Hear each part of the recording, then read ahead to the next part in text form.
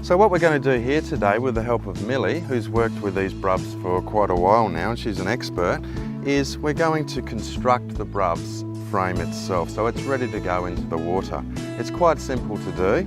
This is the first part. This is the BRUVS housing. It houses this little GoPro video to take the video, and we locate that always on the left hand side of the BRUVS base frame, and we get that nice and flush over here with the back of the unit. Now that's quite important to get that just right.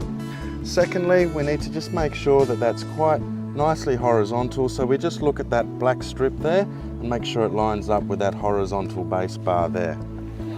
Once your camera housing is flush and level at the front, you need to screw it down, making sure that the camera is in the left hand seat and that it is facing inwards towards the bait arm. Now that we've got the camera housing securely in place, this is the front of the BRUVS unit, although they're both interchangeable. We need to put the base bar on the BRUV unit itself, and we put that forward of these two toggle areas here. Next, what we need to do is make sure that the base bar is secured to the unit so we don't lose it when it goes into the water. To do that, we use these elastic little bungee cords. We just place them through the bottom of the BRUVS unit and we put them around these two toggles nice and tightly, and there we have it, nice and secure. So it's important that this elastic is put on both sides, and Millie will demonstrate on the right hand side of the BRUVS unit.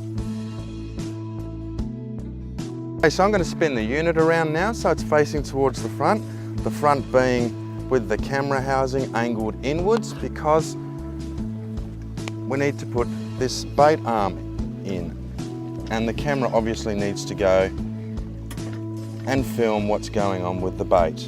Now the bait arm goes in with a shark clip. There's a little toggle over here with a hole, and that just goes through the toggle on the unit and then through the bait arm and securely affixes there. That's just so we don't lose the bait arm itself. Once we've got the BRUVS unit set up, we need to load the camera. First we take off the neoprene cover, release the clips on either side of the housing, and just use the clip arms behind the screws to push the front of the camera forward. The reason we do this is because we don't want to pull the front out or wiggle it out because we stretch the O-ring. Once we've got the front of the housing out, we need to put the GoPro camera in. First thing you do is take off the wing nuts. You can use someone to help you, so Marciel's going to hold on to all the bits, and that means you don't lose them if you're doing this in the office or on the boat. 2 washers and 2 spring washers. We then want to place the camera up the right way, so you match the number of the camera with the number of the housing, and you slot the 2 in together so that they're up the right way. Once you've got the camera in place, you need to put the yellow bar back, down the 2 screws, replace the washers, so you've got 1 washer and a spring washer on each side. And you want to make sure these washers go down nice and evenly, so once you've got it tight on one side, you then wait until the other person catches up and you tighten them little by little on each side. Once you've got your camera in place, you want to put it back in the housing and secure it. You need to make sure you check the O-ring. What we're checking for on the O-ring is any hair, sand, material, or anything that might have fouled the O-ring and prevent it from making a good seal. So this O-ring's looking pretty good, I can't see anything on it. And we also just need to check that the O-ring is well greased. So just run your finger around and check that it's well greased with silicone grease.